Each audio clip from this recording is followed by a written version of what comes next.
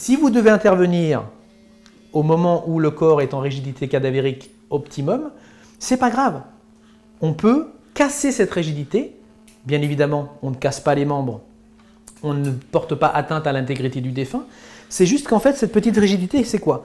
C'est un gaz qui vient se fixer sur les tendons et qui donne une espèce de galbe autour du tendon qui le rend raide. Il suffit juste de mobiliser le membre, tout simplement, tout naturellement, et en fait, le corps redevient souple. Et j'en ai une deuxième qui est roulée, qui se roule sur elle-même en plastique PVC solide. Ce qui veut dire que tu la déroules et tu la clipses sur les côtés et ça devient une coque. D'accord. Et tu sangles. Et là, tu as un énorme mousqueton, ce qui veut dire que si la personne elle s'est noyée ou je ne sais quoi, bah, les 3/4 du temps, nous, quand on faisait le transport, tu nous voyais en train de porter la barquette comme ça, avec le corps sur 200-300 mètres dans la boue, dans les petits chemins, avec les branches dans la figure.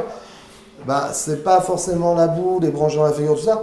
C'est quand tu restes sur 200 mètres, mais vraiment à la force de tes bras à porter quelqu'un et en plus avoir du mal à te déplacer, bah, je te cache pas que t'en as un peu marre, tu vois. Messieurs, dames, bonjour. En quoi puis-je vous aider? C'est en décès. Je vous en prie, prenez place. S'il vous plaît.